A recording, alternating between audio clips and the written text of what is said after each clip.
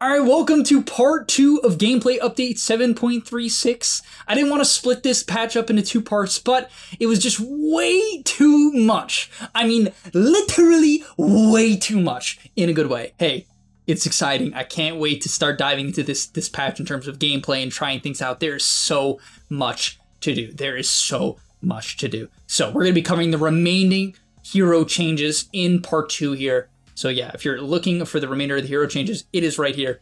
Let's get into it. Also, I want to let you guys know that over on the GameLeap website, I'm making a lot of awesome content there. Content that's a lot more educational than here on YouTube. Content that's really going to help you gain MMR. So a lot coming to the GameLeap website. If you haven't signed up, I recommend you do. It's pretty cheap. Click the link down below and I'll see you guys there. Also, a couple major buffs to Marcy is that she no longer has a minimum jump distance on her rebound. So it's way easier to use in the laning stage. Her dispos got changed a little bit. The strikes per fury on Unleash is better at level 1, worse at max.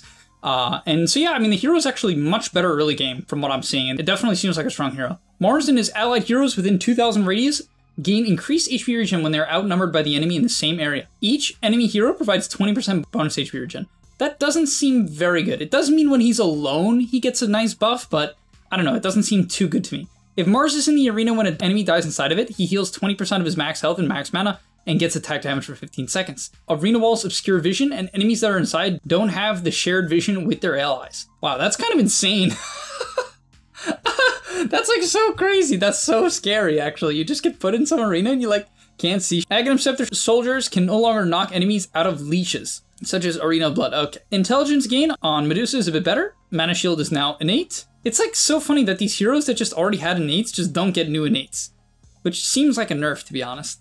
Right? Because it's like, it just seems like a nerf for most of these heroes, right? Because they just, I don't know, they just don't get anything else. When a Mystic Snake returns to Medusa, her next 3 attacks deal 1 additional physical damage per 6 mana restored by the snake. I mean, that's potentially, per 6 mana, okay. Can be activated, draining 4% of max mana per second, but increases attack speed by 3% of Medusa's attack speed per second. Mana drain can last up to 15 seconds, but attack speed will stop increasing after 10 seconds. Conversion can be stopped by deactivating Mana Shield, but it can't be done for the first 3 seconds of the conversion. Attack speed buff will disappear after 15 seconds since the conversion has started. Cooldown is 35 and starts once the conversion has stopped. Wow, that's kind of crazy. Damage increased from, so they buffed Snake pretty hard, but they nerfed the damage per jump. They nerfed the speed per jump. Meepo, Sticky Fingers. Meepo receives an additional choice when activating neutral item tokens. It's like, I guess it's because he doesn't use a lot of the neutral items, so like kind of is nice for him, honestly, but it's a bit weird.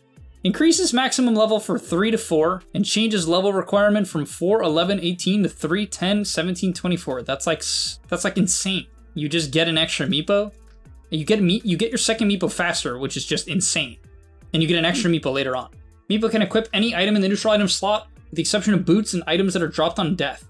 Meepo's clones gain full bonuses from the item with the exception of 3 primary attributes. When Meepo or a clone uses an item in the neutral slot, all other Meepos have this item go on cooldown, reduced by 50%. What am I...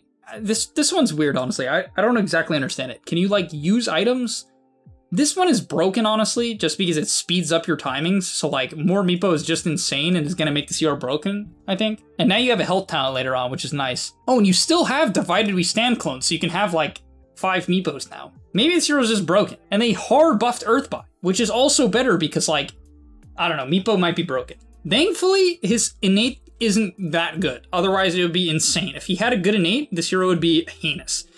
Healing Lotuses are 20% more effective on Rana and her allies. I mean, honestly, that's pretty decent. You can be very aware of that when playing Rana and give them to her team. Rana ultimate ability when the facet is picked. I mean, it's not that good. It just gives her old. New ability ultimate when the facet is picked. The sun starts gradually increasing the attack speed and damage from Rana by 8, 12, 16 per second, reaching its maximum after 8 seconds. She also gains bonus daytime vision multiplied by 3. Rana's allied heroes also receive this buff, but bonuses are decreased by 50%.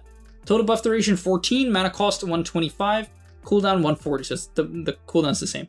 So at level 1, you can get 64 attack speed, which is a lot. That's at the end, though. It's a lot of day vision. I don't know. I mean, it's pretty good, honestly, because it's attack speed and damage. It's like so much, actually. Isn't this just kind of broken? I know the bonuses are decreased by 50%, but like, you're just gonna, dude, like Mirana Meepo is just gonna be some stupid shit because you're just gonna have like 4 Meepos running around with some gross amount of damage, like some like bonus 30. early on. I don't know. I don't know what people do, but this one seems pretty good. And bonus day vision is no joke, guys. Like, bonus day vision is no joke. Plus the total buff duration is 14 seconds. So it's not like, oh, so you hit the max after 8, but then you get it for an extra 6. This is really good, especially when paired with a right-click draft. This one might be honestly kind of broken. I don't know. It seems kind of insane. Aghanim Scepter, Secondary Starstorm got buffed. Okay, that's really good for killing waves, I think. Distance on leap is better, buff duration is better, mana cost is better, max charges are worse, but the restore time is a lot better. So I think that's probably a buff. Mischief remains an innate ability, active, can't be leveled up. Oh, this is so disgusting. This is so nasty. Tree Dance has no cooldown and Monkey King is at full health. Dude, oh god. I can already see what's gonna happen. Oh my, there's just gonna be some Monkey King hopping around with frickin' sniping couriers. I know that the base couriers have haste coming out of the base now, so at least Monkey King can't snipe those as easily, but holy balls. This guy's just gonna hop around and snipe couriers or some crap. I mean, it's good for carry Monkey King for getting around the map. Does that include the spring? No, it doesn't. Okay. Soldiers disperse after 3 seconds if Monkey King gets outside of the formation or dies. Returning inside the circle during this time frame will cancel dispersion. Oh, so you can leave and re-enter Wukong's, but this one just seems way too good. This is like really good. Critical damage decreased. Now it deals bonus physical damage. Oh, that's good for CS. It's also, oh wow, the cooldown is way better. That's really good, I think. Seems better. I mean, it's like scales worse, but I don't know, seems fine. They buffed the E early on, so this hero's a way better support. They also buffed the nuke, and they buffed the bonus armor. Monkey King might be pretty, I mean, he's better at least. Morphling receives 50% of attribute gain bonuses every half level instead of full bonuses at level up. Also increases all attribute bonus gain for skill points in the talent tree from +2 to +4. This is so weird. I mean, it seems kind of good when you skill stats, you just get like a ton of stats. I wonder if people are just gonna take like giga stats on Morphling. Surely they will. Like 114. I think someone will try, unironically try 104, like, or just 004. With no, I mean, you just skip your ult or something and just take stats. It's like +4 is kind of insane. Hero's primary attribute is agility, knocks back the target hit. Hero's primary attribute is strength. Makes Morphling's current agility to strength ratio affect his cooldown speed, ranging from 50% faster with 175% agility strength ratio to regular speed 50% agility. Doesn't affect items. Replicated abilities are also affected by increased cooldown speed based on agility strength ratio Morphling had before replicating. This might be broken. This is like some offlane Morphling type shit. I don't know. This is like really cool. I really like that. There's so much potential here. All right, getting into the Morcha, her base attack time is increased from 1.6 to 1.7, which is actually a nerf, and base attack speed was increased. Morcha can always attack ethereal targets, and can attack when herself is ethereal. When attacking ethereal targets, all of her attack damage is dealt as magic damage. Okay, that's pretty cool, and it makes her a hard counter to certain heroes like Pugna and Necrophos. The calling, whenever a hero dies inside, the calling, its duration is refreshed, and the circle expands by 100 units, and another Revenant is added. Or Morta places a sacred altar at the targeted location. When respawning, Morta will spawn at the Ofrenda and destroy it, putting the ability on cooldown. Morta can select the Ofrenda and force it to destroy itself. Only one Ofrenda can exist at a time. Mana cost 50, cooldown 60. I mean, this is really good, right? Because during the laning stage, if you're a support, you can play like an absolute psycho and just die a bunch and just keep trading your life. I don't know how practical it is, but it's definitely cool. And in team fights, you can play really risky, buyback, and then spawn at your Ofrenda and instantly get back into the fight. So it's definitely cool. Both are very good. I would say probably the Ofrenda is a little bit better. Also, they changed her abilities a little bit and changed her talents a lot, but I'm not going to get into that right now. Max HP regen when in the calling is pretty cool though. All right, Naga Siren gets 6% evasion for each Naga Siren within 900 radius. Wow. I mean, that's a lot of evasion, right? I mean, does it give it to the illusions as well? Probably not. So it makes the base hero really tanky, but it doesn't make the illusions tankier, I think. Naga Siren's third basic ability when the fastest is picked is the old ability. Or you can get the new one, which is an active. Naga Siren and all of her images hit nearby units with damaging wave of water that reduces enemy status resistance for 5 seconds. It doesn't say how much. It just says it reduces it. Cooldown 10. Damage. Oh no, it does say it. I'm sorry. So the damage is 80, 130, 180, 230. Can you like stack this damage? There's no way, right? It's not like you can like Yeah, no way. And, I mean, this just doesn't seem like it helps you farm enough. The cooldown is like way too long, and there's no way. This seems pretty terrible, honestly. It's like cool because this is 20%. It's like basically how I see this. Okay, it's not terrible. I can see what they're doing. They're trying to make Naga a support or give her the option to play support. I understand. It's a good support ability because this is a bad support ability, right? This is a good support ability. It lets you trade, gives you a nuke, a flat damage nuke. It gives you status resist reduction, which is like good for the net. So it's kind of cool. Aghanim Scepter now allows Ensnare to affect debuff immune targets. I thought it always did. Song of the Siren now heals allies for a percentage of their max health per second, even without Shard. Aghanim Shard now increases max HP regen by 4%. Wow. Really trying to make this hero more of a support. I mean, it's just a buff in general, but yeah, I mean, it's nice. And they buffed they nerfed the cooldown, but they nerfed the mana cost too. Yeesh. Nature's Prophet base damage increased by 6. What? Nature's Prophet gains 2, 3, 4, 5, 6% bonus base damage for each tree within 300 distance of him. Also gains multiplied amount of this bonus per Nature's Call Treant within 1200 range. Oh, what in the world?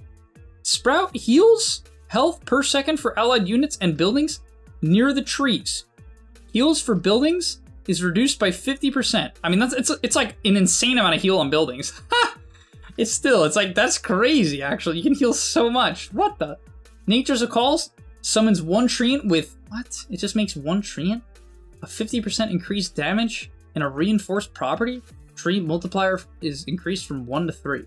Either you can heal yourself with Sprout, or you can decrease necessity to micro. So did they nerf the treant talents? No, they buffed it. Oh, they buffed this 10 talent. This 10 talent is broken. Oh, but they nerfed the 5 treant summoned with treant movement speed, which is way worse. You can get a teleportation barrier, which is trash. So they like ruined his 15 talents. No longer deals damage over time, now immediately deals damage. Duration decreased by a lot. Oh, I see. So that's kind of how this is balanced. I don't like this talent though. I don't want one treant.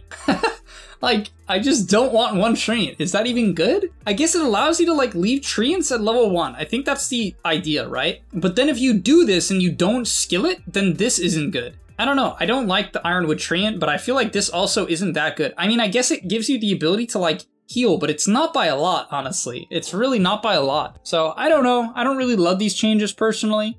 They buffed the Sprout cooldown. They buffed the mana cost. So it's like you can be some sort of odd healer and you can like heal towers, but I'm such not a fan of this. I like this talent. The 10 talent's cool, but I don't know. I'm not a huge fan. They also changed the 25 talent to be 3 times the HP damage spirit of the forest multiplier, which is kind of cool. Whenever Necrophos kills a unit, he gains a stack that increases health and mana regen by 4, 5, 6, 7. Hero provides 6 stacks. Okay, so his Sadist is now a passive. This is on the queue. This was part of the queue. Now it's just part of the hero. So Necrophos gains 50 AoE increase per current Sadist stack. AoE increase, so that affects his Q and his E. I guess his W too. Now increases movement speed by 25% of speed lost by enemy heroes. I assume you're taking this one. This one's cool, but I don't know. I think you're taking this one.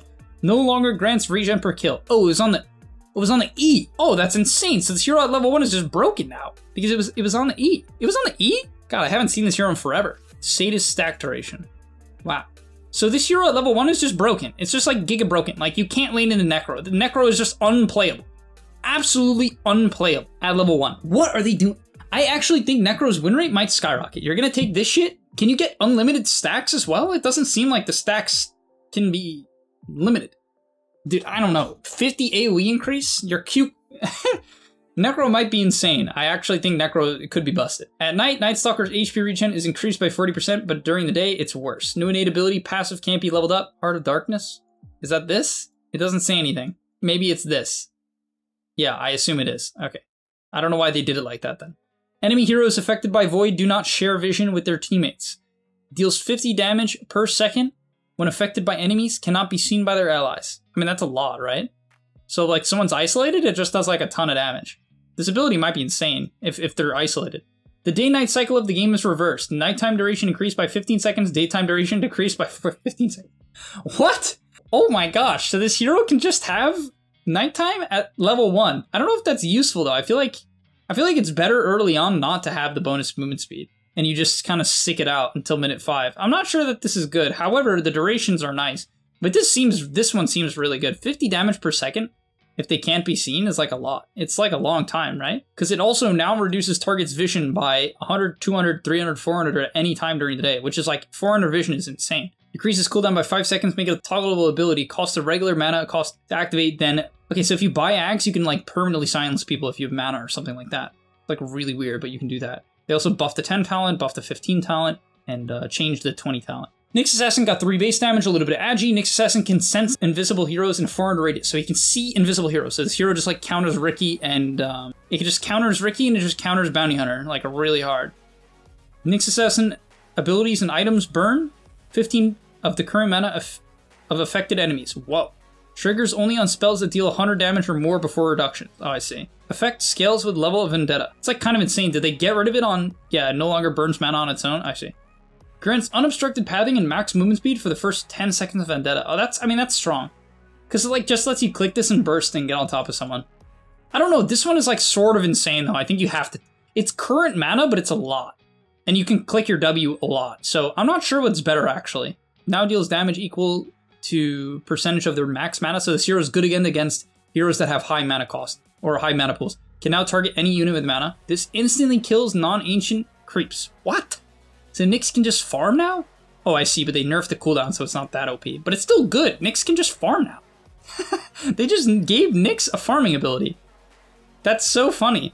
And like, I don't know, maybe Nyx is just broken now because you can just get items? When your ulti is down, you used to have nothing to do. Now you just like W creeps. It's like really funny. Ogre Magi, Dumb Luck is still your passive, so he kind of got cucked by that, unfortunately. No longer increases multicast by default. Each point of strength increases his chance to multicast. Ogre starts the game with 0 ability points, but gains 3 ability points at level 2, and regular ability points for the remainder of the game. Level requirement for all abilities and talents. Level requirement for all abilities and talents is decreased by 1. Level requirement? Oh, so you can get ult earlier? And you can like just... So basically at level 2, you can just skill like 3 points to ignite or some shit? Isn't this just like insane? You just have level 3 ignite and just click that? Multicast now prioritizes Ogre Magi himself, followed by heroes, then buildings, then creeps. Still skips units that already have the buff. Okay, I mean, this is like kind of insane, I feel. It's like sort of a meme, but this hero's base stats are good, so you can probably get away with it. And it like saves you mana. Degenerates the movement speed capabilities of enemy units that stray too near. Movement speed slow. Okay, so he just has Degenora and it scales up with his ulti. For every 0.5 seconds that an enemy is under the continuous effect of Degenora, Omni Knight's damage to that enemy is increased by 1% up to 20. It's not that good. It's kind of slow. Whenever Omni Knight ability deals damage to an enemy hero, Omni Knight gains a heal over time for 5 seconds equal to 30% of the damage dealt. I mean, this seems pretty good. Repel is upgraded by Aghanim Shard. Grants 60% magic resist to the target. Aghanim Shard upgrade removed. Hammer of Purity no longer slows affected units, now is an auto-cast ability with an on-hit effect. Cast range bonuses don't affect it anymore. Oh wow, this hero got like slaughtered. It needed the old shard to be like functioning, I'm pretty sure. I don't know, this seems terrible, to be honest. I feel like Omni's bad. Oracle will predict and announce to allies when the next power rune will spawn, top or bottom. What? What? Are you serious? He just tells you where the rune's gonna be? Are you kidding me? That is so insane. Every mid player is going to be like, guys, pick Oracle. It's a really good Oracle game, guys. Mid laner player, why is it a good Oracle game? Well, he saves them really well. I definitely don't just want to know where the power rune's going to be so I can win mid. Spell amplification increased by 0.5% per hero level. I mean, that's kind of a lot. Heal amplification increased by heal per level. I guess you probably take heal amp, right? Duration increased on Purifying Flames. Tick rate is better, so this ability is just better. Okay. Base movement speed decreased on OD. Base armor decreased. OD gains 2 extra mana points per point of intelligence. When Essence Flux restores mana, it also increases OD's max mana by 4% for 7 seconds. I'm like, my focus is like dwindling. I gotta keep pushing though. It's fine. When Essence Flux restores mana, it also increases OD's max mana by 4% for 7 seconds. I mean, that's pretty good because it helps his damage, right? Astral Imprisonment applies a mana allergy debuff, which heals Outworld Devourer every time enemies spend mana. Mana as heal, 100%. Wow, that's insane. This one is broken. This is insane. Damn. This is broken. Definitely I mean, both of them seem everything here seems broken. Like, I feel like OD is just one of these heroes that's just getting giga buffs. Okay, but they nerfed Icy. So they nerfed this. Aghanim Shard now allows Astral Imprisonment to deal damage in an AoE. No longer applies mana allergy debuff without Facet 2. And they buffed the cooldown. I don't know, this seems insane to me. It's just like so much healing. Every time you W someone in the laning stage, they just, I guess they can be aware of it though, in the laning stage. In team fights, it might be just insane. Pango, gained Int, gain Agi, gain base regen. Whenever an enemy within 1200 units attacks Pangolier, they have their chance to proc random attack effects reduced by 40%. Reduced by 40%. What does that include? Like, is that like sniper, I guess? What else? Like crits and sniper? I guess it's just like situationally good, I guess. Okay. Pangolier can double jump. Activating Shield Crash again while in midair increases the damage dealt, resulting barrier by up to 30% based on the total amount of time spent in the air. Okay. Increases roll speed by 115, improves turn rate, but the duration is worse. I don't know. I wonder how good this is. I'll have to look at it. It sounds kind of good. This sounds like it's probably just better though. Hard to say though. I'm not sure. Both don't seem that good because this decreases the duration. Swashbuckle is nerfed in every single way. Let's see if that finally kills Pango. Armor reduction is better. Debuff duration is better on the E. Damage type on Rolling Thunder is now physical. So that works well with his Lucky Shot, so that synergizes with the Axe, so you have to buy Axe. You already should, but now you have to. Damage rescaled from flat to 50, 100, 150, plus 100% total attack damage. That is so weird. I don't know how this will affect Pango, but that is so weird. I'm glad they nerfed Swash finally, like hard enough. At least seemingly. PA got 2 damage, 10 attack speed, that's not bad. Phantom Assassin starts with 15% evasion and gets 1.5 per level. Okay, I mean, that's like really good for her laning stage, it's nice. No longer dispelled on attack. While Blur is active, all mana costs are reduced by 30%. After Blur is dispelled, all ability and items have no mana cost for 5 seconds. No longer dispelled on attack. I don't know what this means, honestly. I thought it wasn't. You could already do it on creeps.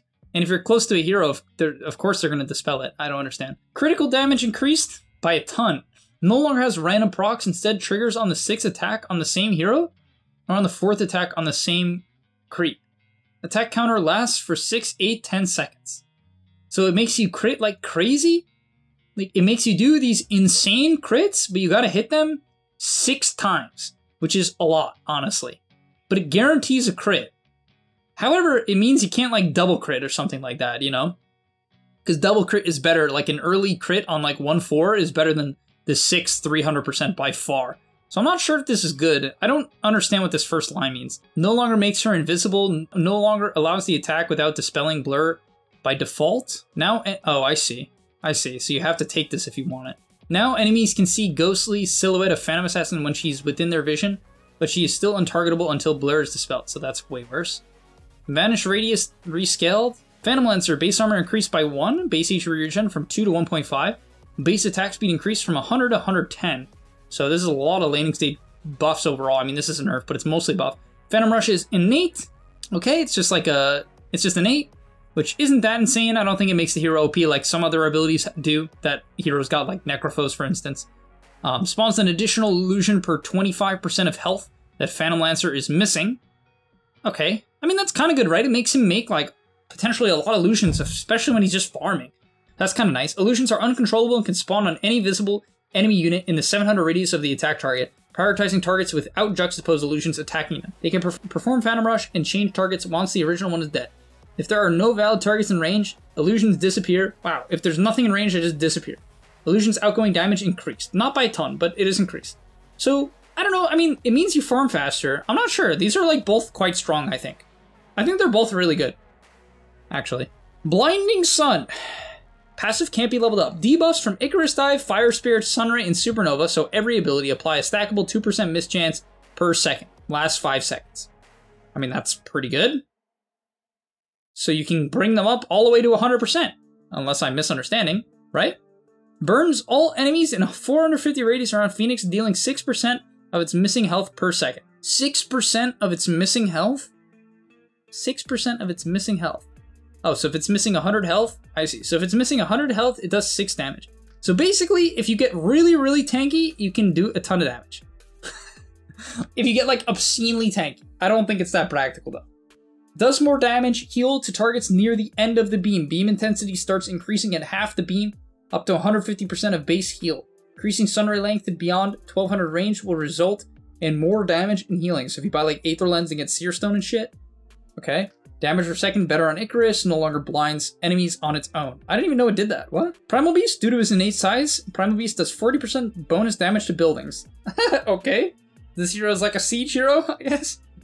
Gains passive component that increases movement speed of Primal Beast by 4. Okay. Activating Trample provides 6% bonus speed bonus to allies within 1200 radius, including Primal Beast himself. I mean, this is just good. It's just movement speed. When activated, each stack provides 10% AoE bonus. Okay, you're definitely taking this. And some stone shit. Base armor on Puck by 3, but agility got decreased by 8, which is brutal. That's like terrible for attack speed. New innate ability. Puck restores 2% of max health and 2% of max mana every time it disjoints an attack projectile. Disjointing spell projectiles restores... Okay, I mean, that's okay, but you gotta have your E, and it's not that much. I guess that you can use it against, like, range creeps intentionally? Yeah, you can use it against creeps to heal, but it doesn't seem that practical, to be honest. Can knock back enemies... I mean, it's fine, though. It just gives you some health in the lightning stage when you click phase shift. Can knock back enemies by 75, 100, 125, or pull them by the same amount when all casted. I mean, pulling people together at 150 units is pretty freaking good, guys. Like, honestly, it's like mini RP. Vector targeted, the orb's path can be curved. Orb speed is increased by 200, and the duration is up to 100% longer than a straight orb. And this seems like it's I mean, both are quite good. I think they're both, like, really practical. Vision decreased, mana cost decreased, so they buffed the Q, remove double tap cast on self behavior, okay? Cast point, why would you nerf phase shift? I don't understand that. Like, what is the point of this? Am I missing something? Initial damage on Puck buffed, and the stun. This hero got, like, a lot of weird buffs, but they nerfed the attack speed really hard. But they gave it more armor, which is probably a buff. It lost like 1 armor and gained 2, so it's probably a buff. Overall. Base agility on Pudge nerfed, base regen increased, base armor by 1. That actually helps. The hero really needs that, so... But he lost base agility, so it's only like half an armor-ish. Pudge permanently gains strength anytime he kills an enemy hero or whenever enemy hero dies close. Okay, so Flesh Heap is the passive now. Dismember, when targeting heroes, Dismember increases Pudge strength by 357 per tick for 12 seconds. Okay. Per tick. What is the ticks? Like 0.5 seconds or every second? I don't know what the ticks are. Probably a lot of strength though, and it's 12 seconds. It's not bad.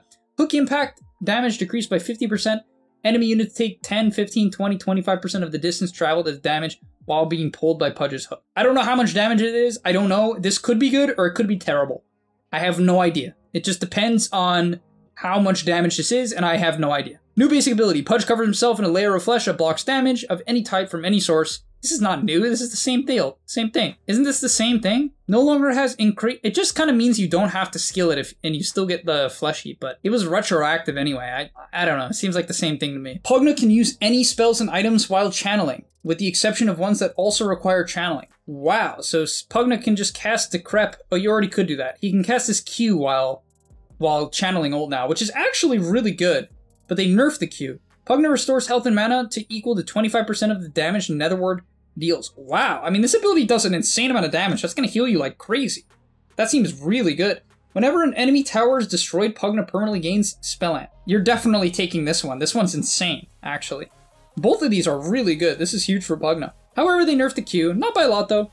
Can no longer be cast while channeling on its own. Can't be cast while channeling on its own. What?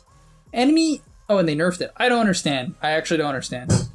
Bondage. Wow. Very good, Valve. Bondage is Queen of Pain's new ability. Very good. Very good. Whenever an enemy within 1200 range deals spell damage to Quap, she returns 10% of the damage dealt. I mean, it's not terrible. It's alright.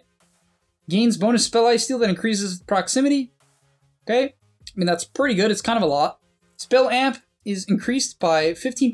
22% of spell damage, including items dealt to heroes, is also inflicted on Queen of Pain. Whoa. Damage to illusions is not reflected. Damage reflected is before reduction. Damage reflected is non-lethal. Reflected damage can be negated by the debuff immunity. I mean, this is like insane. You like kind of kill yourself.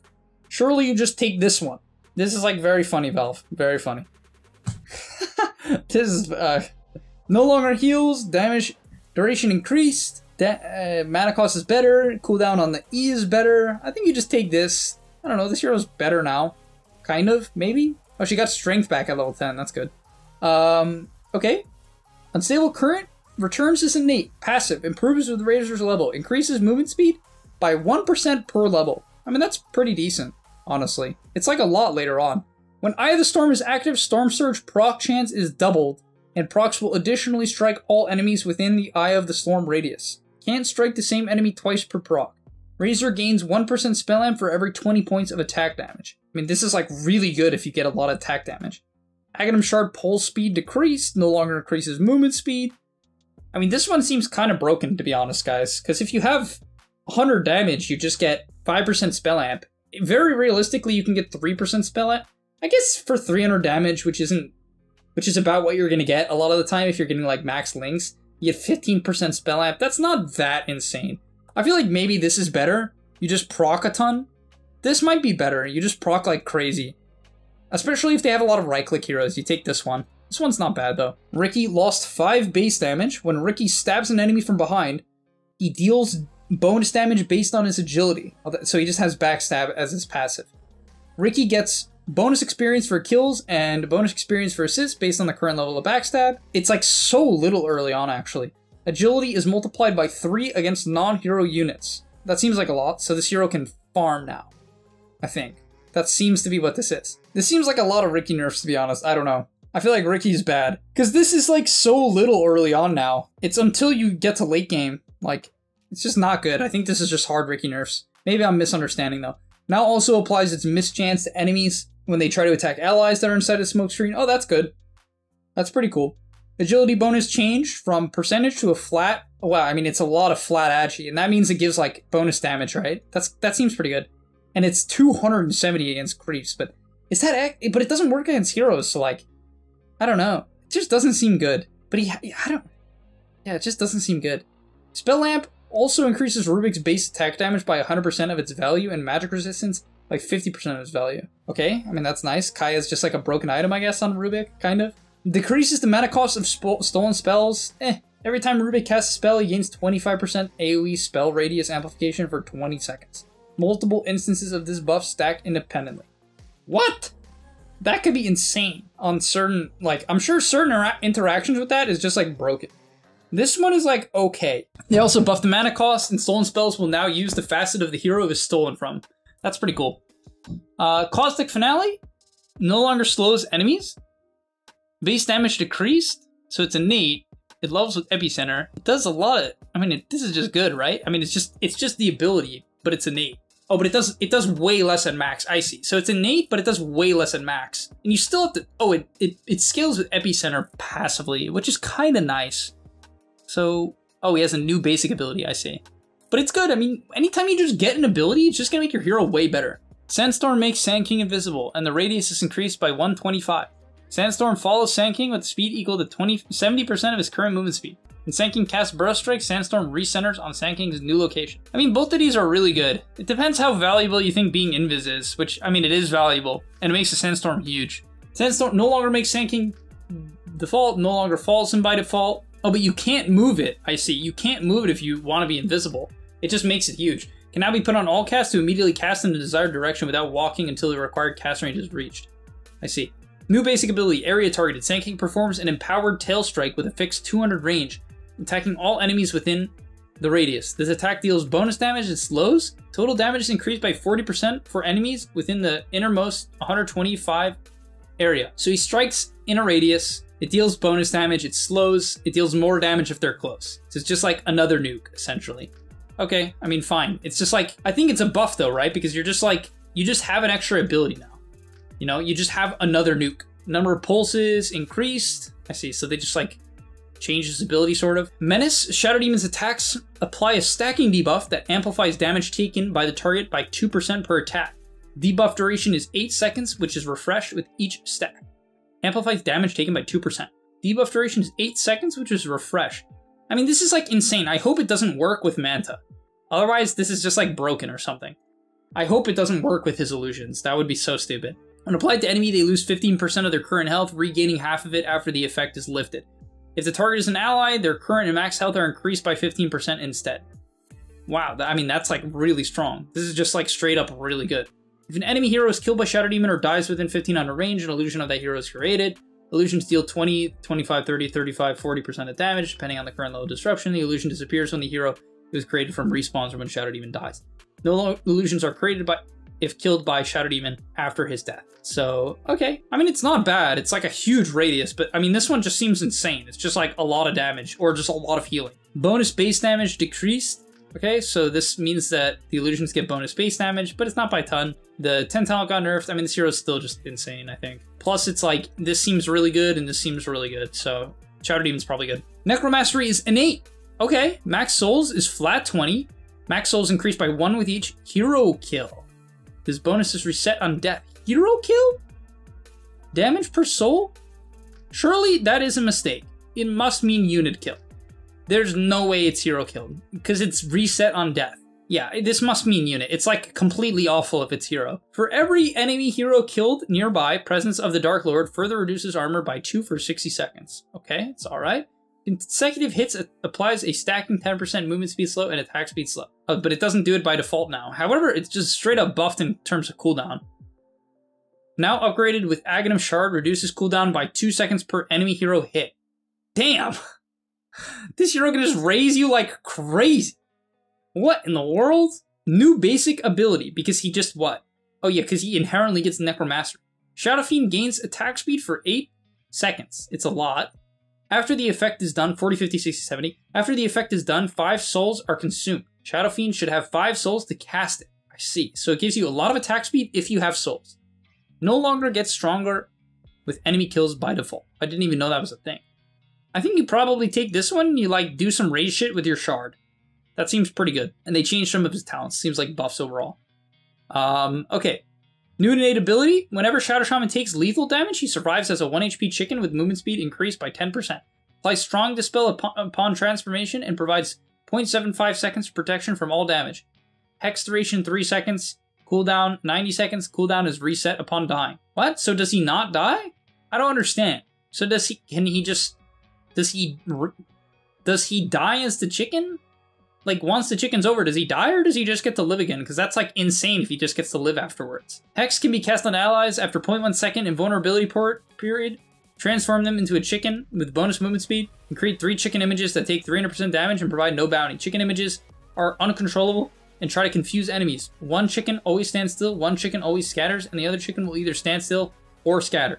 Foul play. 10 Mass Serpent Wards are combined into 1 Mass Serpent Ward with 10 times damage and bounty values, while health is multiplied by 7.5. I mean, that's probably good because, like, you can't, it's like harder to kill it. It's like way harder to kill it. I don't, this is like so weird. I mean, this one seems pretty good, honestly, because it means you can't Serpent Ward trap people, but it means that they're hard to kill.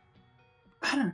It's good for sieging because it's hard to kill, but the health is worse overall, so I don't know. Silencer permanently steals intelligence from enemy heroes he kills or that or die nearby. Intelligence stolen 2, steal radius 925, Aghanim Shard still increases to 4. Silencer cannot be silenced, is one of his potential facets. Hey, if they have a ton of silences, fine. If you're against Puck, fine. If you're against Skywrath, you might want to take it. Duration is decreased, but the first time it ends on an enemy for any reason, it is applied to them again. First silence duration 3 seconds. Oh, but the second one's shorter. Oh, but it nerfs it. I don't know. This one's kind of weird. This one's weird, and this one's just like always good, kind of, I guess. Situationally insane.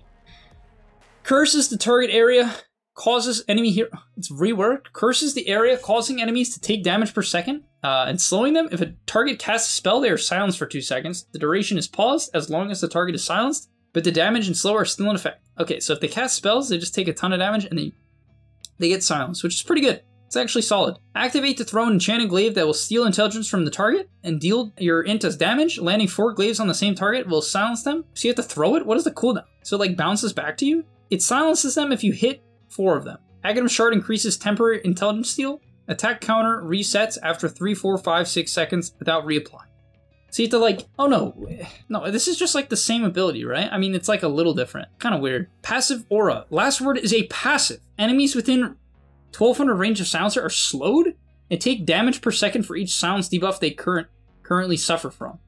That doesn't seem that good. I don't know. Global silence ags causes to apply arcane curse to enemy heroes. I mean, that's kind of good. Skywrath gained a little bit of mana regen. Passively provides Skywrath with spell lifesteal. This hero just has innate spell lifesteal now. Okay, interesting. Grants a second innate ability. Whenever Skywrath Mage damaged enemy hero, he gets a magical barrier, which grants 10 magic damage block plus 1 per Skywrath Mage's level. It's like, okay. Or Staff of the Scion. Whenever you damage an enemy hero with any of its abilities, each instance of magic damage reduces all of his ability cooldowns by 0.1. I mean, that's like good with the ult, right? It's like only good with the ult, so it's not good early on.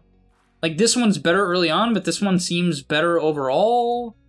But this is each instance, so maybe this just gives you like an insane barrier. This might be better. I don't know. This one's like cute with the ult. It depends how good the ult is. I don't know how many instances it is, to be honest. Mystic Flare instantly kills illusions? What? Okay. Skywrath just counters Naga or something? Like Naga just can't go on him. Skywrath, leg day. That's fun. Levels up with Corrosive Haze. Slaughter gains bonus movement speed, HP regen, attack damage, and armor while in a puddle or a river.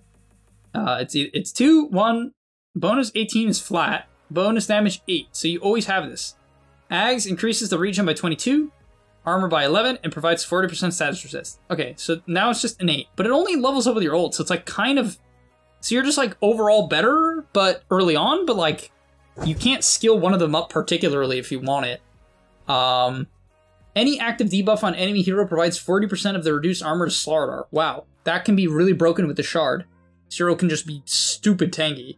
Grants a 2-second speed burst on cast, during which Slardar gains 8% speed bonus and 100% slow resistance, both of which then gradually fade out for another 3 seconds, reaching normal values. Aghanim Shard no longer increases AoE.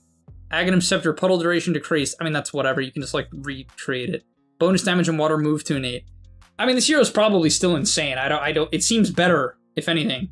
Like this one is kind of broken. Base health regen on Slark got slaughtered when not visible to the enemy team. Wow. So Barracuda is his passive. When not visible, you gain movement speed and HP regen. Just flat. You just get 8 regen flat if you're not in vision. That's like insane in the lane. I mean, he lost 1.5 base HP regen, which is a lot when you're showing, but like if you can just not show, you just heal for a ton. I don't know how good it is though. I wonder. It seems insane, to be honest, because you can hide in the trees a lot in the laning stage. Maybe people will play it as support or some shit. Applies Essence Shift stacks to enemy heroes caught by pounce. Applies stacks? What? No. Okay, yeah. No, okay. When revealed by enemies, Barracuda effect lingers for 0.5 seconds when Slark is not within 1200 units of any allied heroes. Okay, so if you want to play alone, you can like keep your effects. But surely you have to take this one. This one, I don't know. You have to take this, I feel. Otherwise, this hero's just terrible. And they buffed the ult cooldown a little. Snapfire got 4 regen. Base attack range decreased by 100. Base attack time is worse. Wait, is 1.8 better? I always forget if it going up is... I thought that means it's worse. I would have sworn that's worse. Like, Snapfire's attacks deal 25% more damage, but they have 25% chance of making a glancing shot that will deal 50% less damage. Oh, I see. So this hero just has like... I don't know what this comes out to. Isn't that like a 12.5% damage increase? I can't do the math right now, guys. I've been talking about this patch for way too long. I can't. Whenever Snapfire's attacks misses or glances, 2 ricochet attacks that can't miss and deal 75% of the damage will bounce towards nearby enemies. I mean, that's a lot, right? Like, this seems like a lot of damage. Shoots a more narrow cone with a range increase of 1400. Also reverses the point blank rules, applying them to enemies that are further away. I mean, this is pretty good. It makes like trading way easier.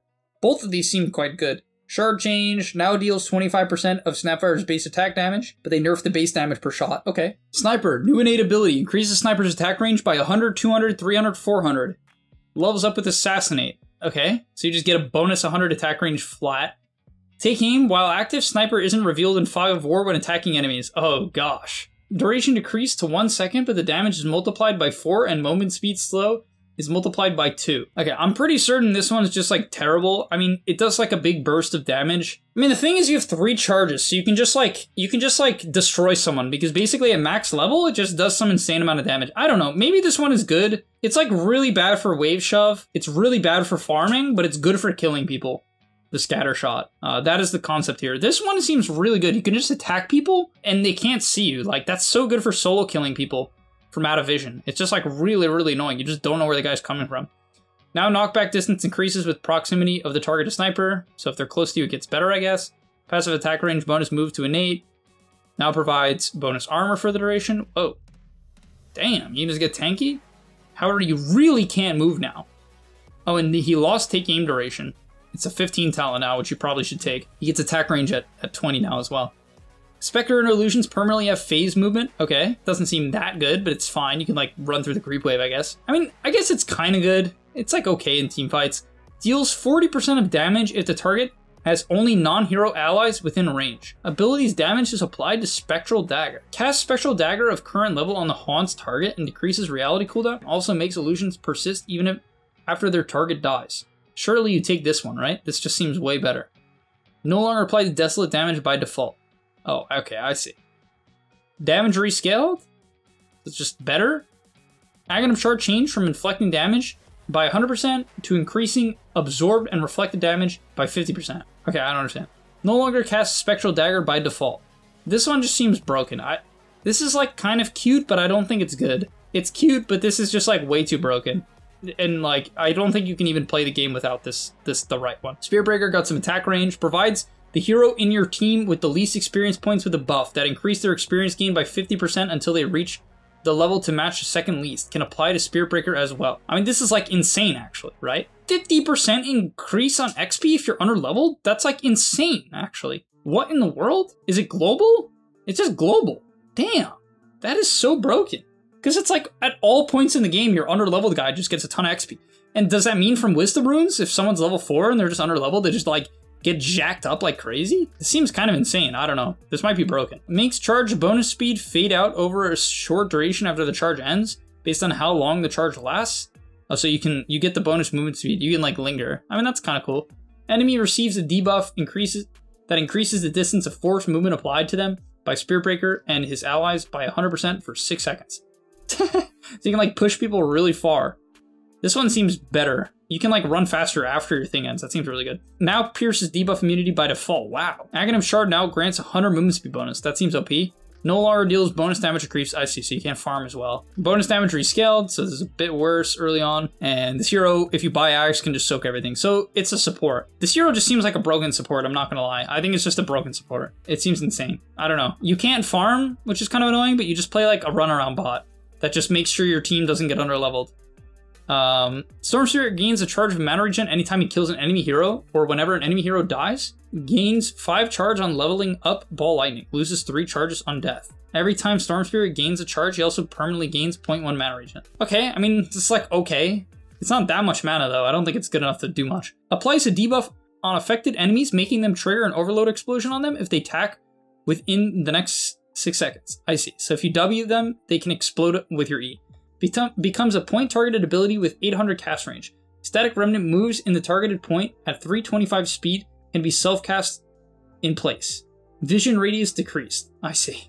So you can give vision with Static Remnant and like shoot it towards people, which seems pretty good. It makes it way easier to hit. Both seem solid. These are both solid. This hero is definitely way better now overall.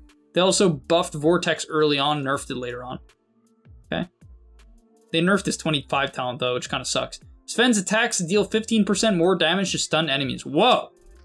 I mean, he has a stun, so that's obviously pretty good. That's obviously like really good. He's just way better at killing whoever he stuns. And it's like any stun. This is like insane. Base damage decreased by 25. Sven passively receives an additional damage per point of strength, depending on the current level of God strength. I don't know how this plays out. Probably good later on, bad early on, or something like that. Or you can make Warcry.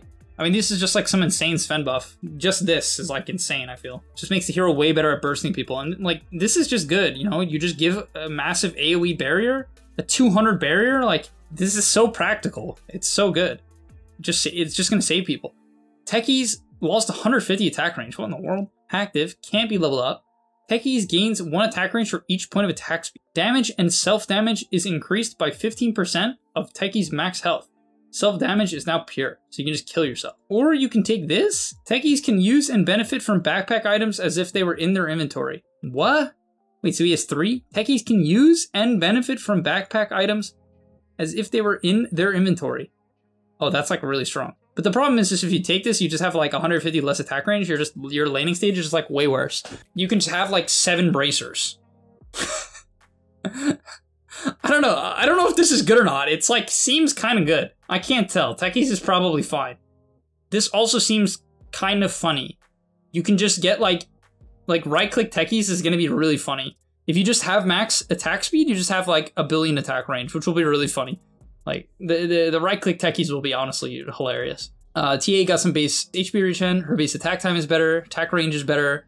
Projectile is better. Wow, a lot of buffs. Just like hard buffs. Damn. Now an innate ability. Psyblades is innate. Bonus attack range is nerfed overall though. Psyblade's spill is about the same. It's actually almost the exact same. It's the exact same. Spill is no longer reduced for each unit it connects with, but it does less damage. Still good though. I mean, you just have innate Psyblades, which is obviously strong. Spilled enemies have their movement slowed by... Okay, so if you spill on people, you can slow them. Grants a damage instance every time a shield instance gets consumed. Damn, that's... I mean, this is like broken. Oh, but it doesn't innately get it now? Now it grants multiple instances of a health barrier.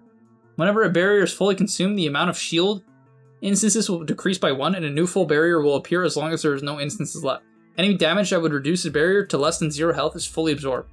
Okay, this is like really weird. Okay, I don't know. I feel like you obviously take this. Like, this one is just terrible. It's not terrible, but it's just not good. You obviously take this so you get damage, but it's just like, it's like so bizarre. I like can't understand if it's good or not. Aghanim Scepter now increases total trap damage by 100. Okay, sure, that's not so good. Terrorblade. Illusions under Terrorblade's control that are within range receive a damage bonus. Illusions outside of the range receive a damage penalty. What the heck? They just are like, hey, everyone who likes split pushing and splitting the map with Terrorblade, no. However, if you're really bad at the game, you do bonus damage. Basically, this hero has been a terrible pub hero for a long time, so this is a way to make it better for noobs. Removes minimum health threshold for enemies. I see. So, like, you can just sunder people to, like, 1 health, if I'm understanding that right. Illusions always spawn with full health, but the ability also costs 20% of the current health. What? Of the current illusion health? I don't know. I can't tell which one's better. They seem pretty similar. Attack range, nerfed in the early levels, buffed in the later levels. Kind of same thing here. His shard is like way better now. Just buy a shard. If you're gonna play TB, just buy a shard. That's what I'll say. Tidehunter now has Blubber. Tidehunter removes negative status effects if he takes more than 500 damage from player-controlled sources. Dispel type strong. Damage counter resets after 7 seconds. Okay, so it has to be burst. It means in the laning stage, he doesn't dispel anything. Crack and Swell. Base strength is 27. Strength gain is 3.5. Damage block permanently increases by 1, 2, 3, 4 each time an enemy hero dies under the effect of Anchor Smash. Tidehunter doesn't get stacks if he is dead. Base strength is 22. Strength gain is 4. Base attack range is decreased. Attack range is increased by 5 every hero level. Okay, so you can have a lot of attack range, I guess. Radius is worse. Radius is increased by 5 per hero level. Okay, this is so weird. I don't know which one's better, honestly. I would guess this one. Dispel on damage and move to innate. Seems like a nerf, to be honest. This seems like a worse version, but I honestly don't know. Because it resets now, which is worse for the laning stage. But it's probably about the same. Okay. Timbersaw is now a strength hero. Sheesh. Base damage increased because he's universal. Agility increased. Damage on level 1 not changed. Damage gain per level decreased. Damage gain per level decreased by a ton. New innate ability, passive, levels up with Chakram. Timbersaw restores mana every time he destroys a tree. Doesn't that mean you can just quelling trees for mana? Isn't that like insane? Isn't this broken? Isn't this really broken? Okay, sure. This seems like really stupid. You can just quelling trees for mana in the laning stage. When Timbersaw collides with the target tree, it shatters, sending 10 splinters. If a splinter hits an enemy, they take damage and are slowed. Okay, I mean, that seems pretty good, and maybe they can take, like, multiple splinters. Grants Twisted Chakram ability when leveling up Chakram. Launches a smaller, uncontrollable Chakram, which flies in an infinity sign with the selected direction. It deals pure damage to any enemies in its way, and slowing them for how much health they're missing. Oh, so it gives you a different ult? Does it replace your original ult? I can't tell. I feel like it replaces your original ult.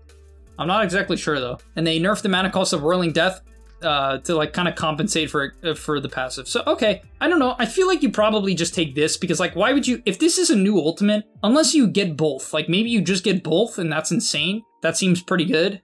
But if you don't, then you probably just take this because this seems really solid. This seems like really, really good. It's just like a slow and extra damage.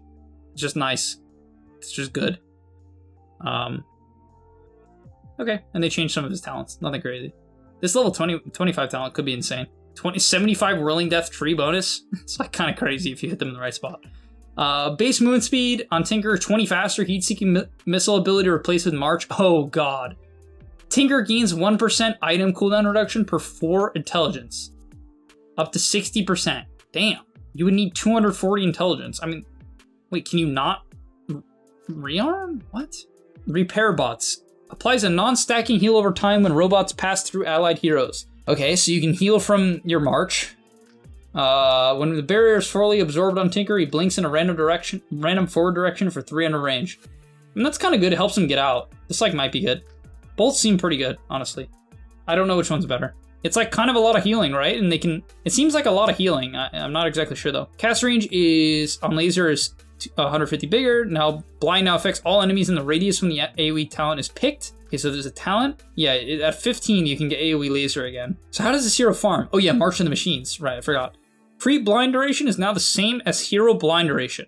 Mana cost is better. Aghanim Scepter no longer provides bonus cast range. Aghanim Scepter now can shrink creeps. How much damage does this shit do? I don't. It's like 1640, but it's a 35-second cooldown.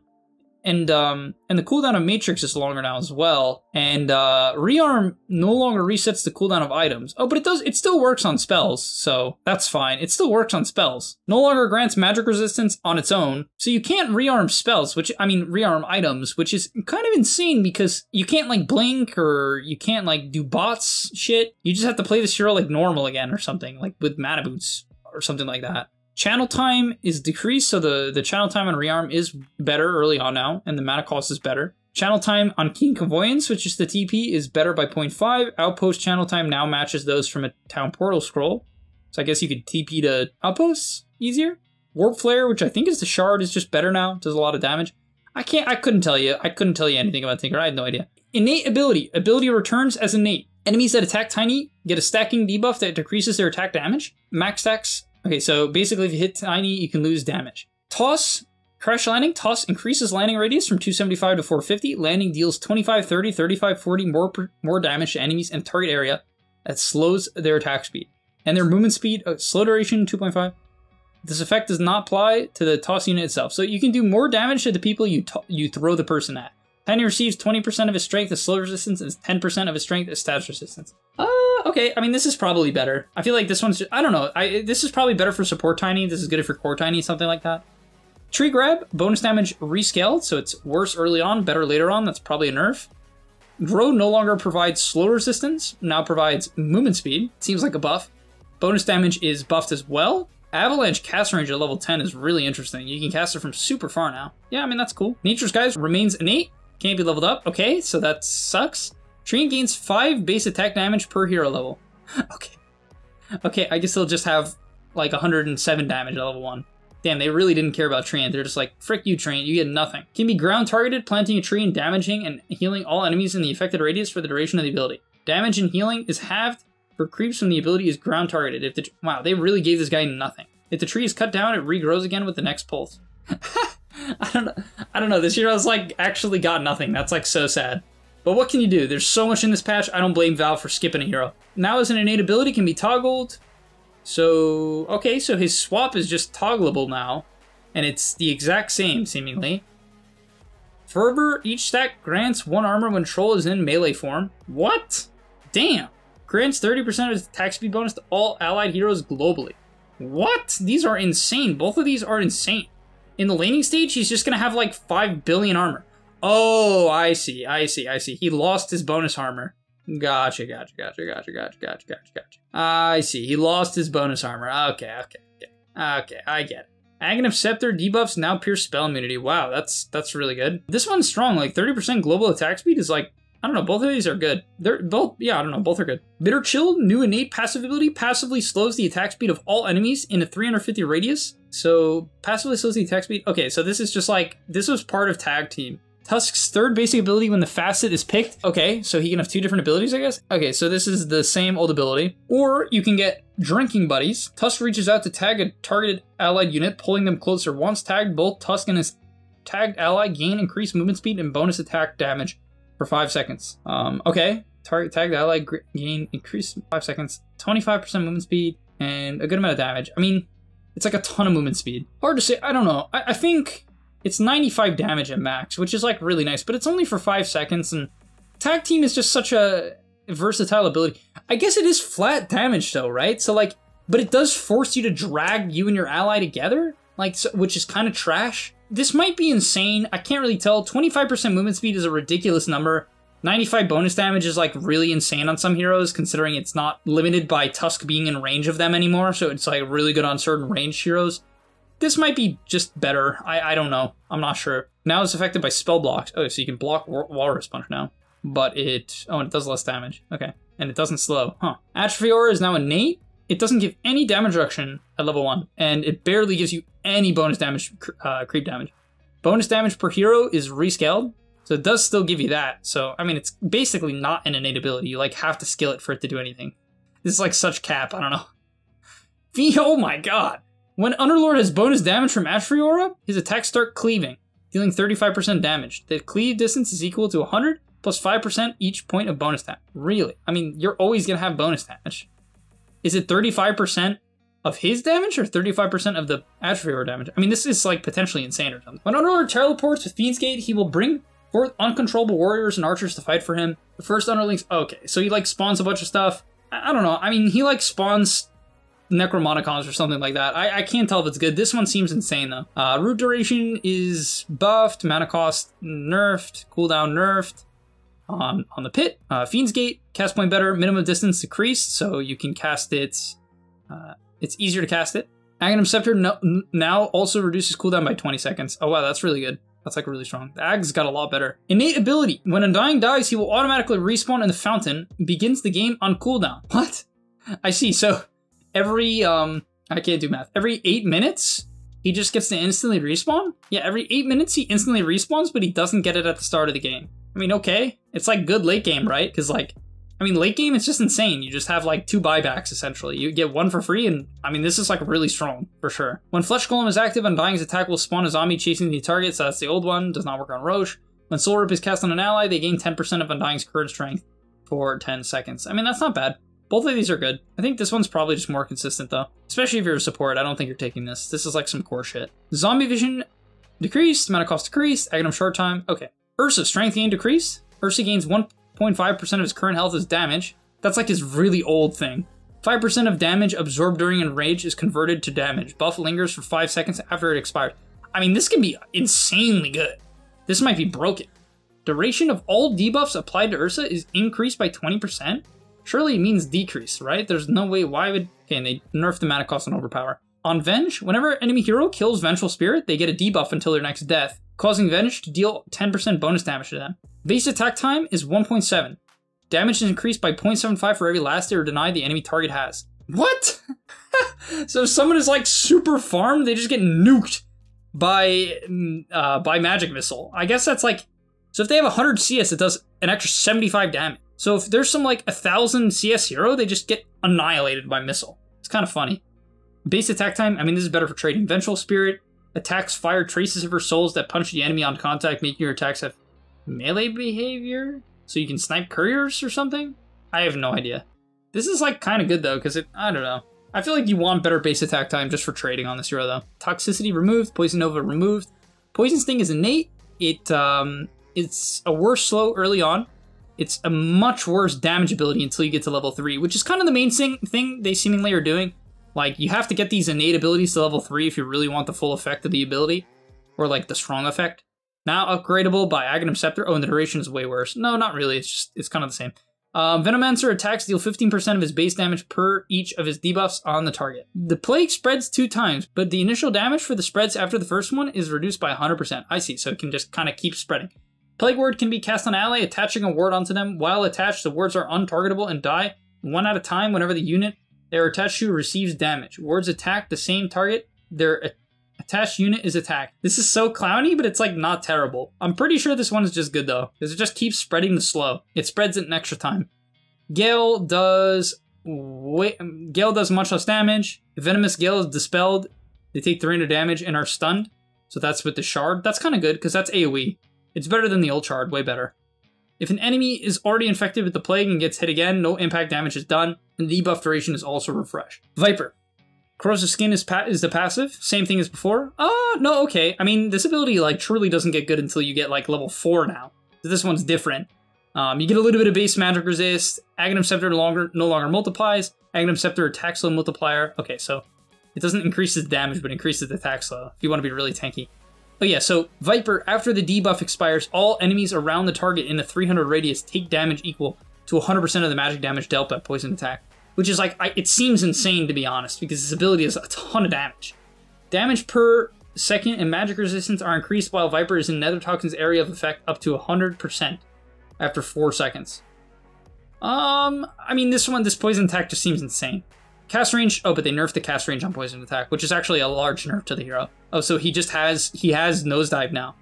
Corrosive Skin, so you just have, it doesn't disarm though, it just applies your Corrosive Skin, but it has a huge cast range, so I see, you can go really far with it.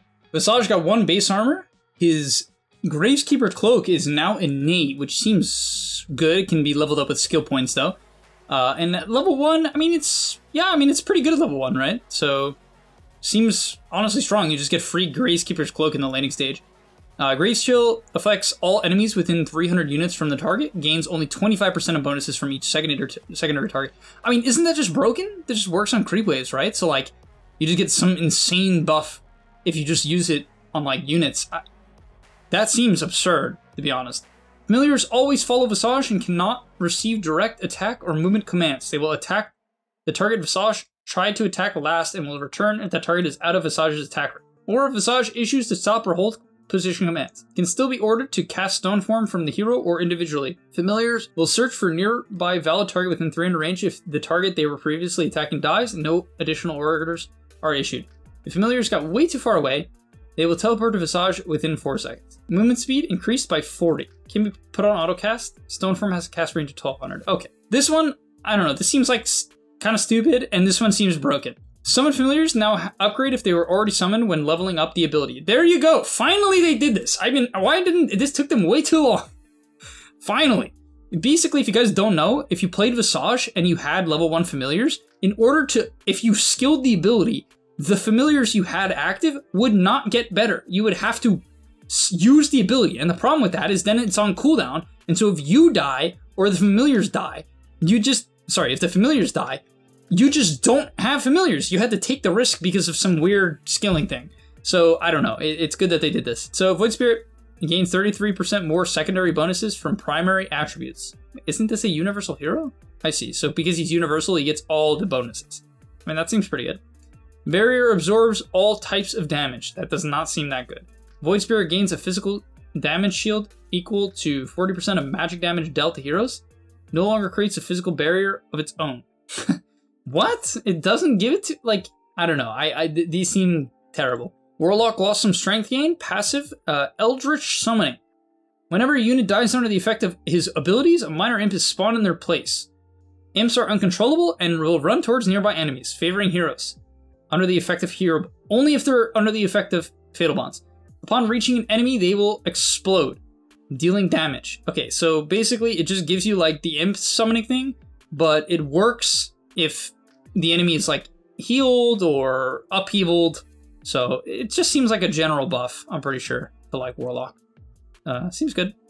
Permanent inhalation damage per second is increased by Warlock's current health and mana regeneration. By how much, we'll never know. Grants Black Grimoire neutral item. Hero kills and assists infuse the Black Grimoire with charges. This item can be used in either neutral or regular item slots, but cannot be put in backpack or drop. Can be consumed to grant 250 experience per charge. For that, press right click on the item and select the consume item option. Black Grimoire starts with 1 charge and on cooldown of 420 seconds. How many charges can it get? As many as you want? Assists. So basically, if you fight like crazy on this hero and you get a ton of kills, and it's a neutral item, so you just get it at the start. I mean, this seems like broken. I don't know how good this one is because it just doesn't say, but this seems insane. You just get a free item that just gives you some like insane XP buff. It seems like it on cooldown of 4. Oh, so you get it at minute 7. Oh, I see. You get it at minute 7, so like when the Wisdom runes spawn. But Okay, so maybe it's not that busted, but it still seems good. Okay, they buffed his abilities a little bit. Sure. Upheaval, cast range got nerfed. Cooldown is heavy nerfed as well, and Chaotic Offering is nerfed. So they nerfed his abilities, but they gave him a good innate and good facets. Weaver got some agility gain. Gemidite attack is now innate. Basically, it gives you a double hit. That's just innate, which is like extremely strong, and then the ability is the same for the rest of the levels. The Swarm. Whenever the Swarm beetles attack heroes, Weaver gets experience. What in the world? Okay, so you can get experience from swarming people with Weaver, but that doesn't seem that practical. Maybe it's okay. Sakuchi movement speed increased from 550 to 600. Enemies affected by Sakuchi are slowed by 100% for 0.3 seconds. I mean, that's not bad. Both of these are just really good. They're just like super solid. Sure. Both are just good. Definitely. Weaver, huge buffs for Weaver. Because now you just get Gemini attack level 1, which is like an insane ability, plus anything. I mean, Sakuchi, right? This hero is just like way better now. It's like actually really stupid. Weaver's just so much better. This Swarm thing is really interesting too, because like late game, you're just going to get it on a ton of heroes that just don't see it in 9 XP. Every attack, what is the attack frequency? It's like quite high, I'm pretty sure. So this might be insane. Both are really good, but this one might just be too good. Wind Ranger, easy breezy. Wind Ranger's movement speed is always fast as a wind, cannot be lowered than 240. Damn, so you just can't slow her. Max movement speed increased from 550 to 600. Okay. Windrun grants bonus movement speed to herself and allies within a radius. Oh, so it just gives extra bonus movement speed? I thought it already did that. Okay, but 15% movement speed to allies is like broken. Unit targeted ability allows to attack one target with increased speed, but damage is reduced by 30%. What? What is happening? This is like, what? Am I on crack? What am I reading? No target ability. Wind Ranger starts shooting arrows per second at random enemies within her attack range. Damage of these arrows is reduced. When the enemy is hit, they can't be targeted again for the next 3 shots. So she just goes like ballistic. This is like super poorly explained. I'll have to do a follow-up video on this shit. It makes like, I don't know what the cooldown is. I don't know how good it is. I don't know. Winter Wyvern has insane, why is this hero Night Stalker now? Okay, Winter Wyvern is Night Stalker and has 3 more base damage. When an ally hero picks up a Wisdom Rune, the 3 heroes that would not benefit from will gain 20% of the experience instead. Wow. That is quite decent. It's not great. It says also when an allied hero picks it up. Does that include you? It's kind of good though. I don't know. This is like, it's like a lot of XP. I don't think it's broken though. This might read as broken, but I don't think it's broken. When Wyvern restores health or heals an ally, 15% of healing done restores mana as well. Okay, that's pretty good. Definitely solid. This is like insane actually on, you just buy Mech and Holy Locket and click your E. This is like insane with the healing build actually. Healing Wyvern is probably broken actually. What in the world? I feel like Wyvern's just broken. I'm just like reading all this. I'm like, what is this? Winter Wyvern gains bonus damage reach, 10 attack range over 400. I don't know how good this is. I don't know. Herder Burn does increase night vision. Attack range is nerfed. Okay, so they nerfed the Q a bit. Can now target allies, but not Winter Wyvern herself. Well, that's pretty good. Cast range, that actually is very good. Oh, that's like a huge buff to Splinter Blast. They nerfed the slow, but not really. It's better once you hit level 2. Cast range is better. Projectile speed no longer has variable projectile speed based on distance. Okay, so this ability is way better. It continues clicking on allies. Mana cost decreased on ulti. Now has a base duration of 2 seconds. Duration now increases with each taunted enemy at the moment of the cast. By 2 for every taunted enemy hero, and by 0.5. Okay, but it has a max of 4, so it's not that insane. No longer ends prematurely if no enemy are around the target. Okay, but it sort of does. I feel like Wyvern's probably broken. Witch Doctor, new innate ability, passive. Can't be leveled up. Witch Doctor starts the game with Gris, neutral item that cannot be dropped or placed in the backpack. So you have to have it in your inventory or your neutral item slot. When the owner dies, 100% of the gold lost from death is added to the item cost, which also passively increases by 1 gold every 3 seconds. Can be consumed to permanently remove the item and refund the gold to Witch Doctor. For that, what? So this hero just gets like a shit ton of gold? When the new owner dies, 100% of the gold lost from death is added to the item cost, which also passively increases by 1 gold every 3 seconds. Okay, I don't know. Seems good.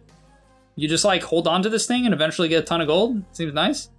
Cask damage increases by 35 per bounce. Voodoo Restoration deals damage to enemies instead of healing and has 200 more range at all levels. Okay. So you can like AoE kill people with Voodoo. Attack 2 separate targets at once with reduced 30% damage. Prioritizes the closest hero. That's not bad. I don't know what you take actually. They're all interesting. I think this one's probably the best, People might think Cleft Death is better.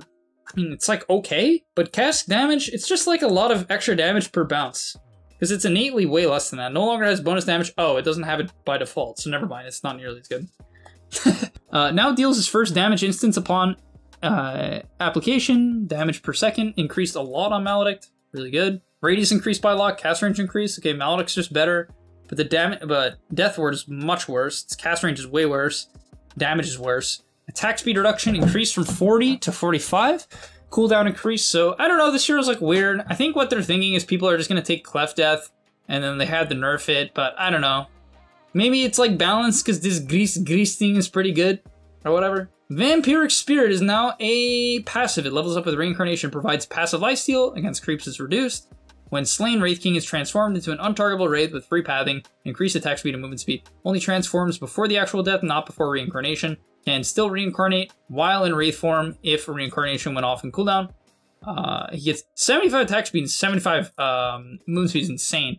But it only goes off when you're actually dead, which is not insane. I mean, it probably lets you cast stun and cast skeletons, which is really good. Aghanim Scepter turns Vampiric Spirit into a 1200 range aura. Okay, that's the same. Oh, and it reduces respawn time by 10% if you have your axe.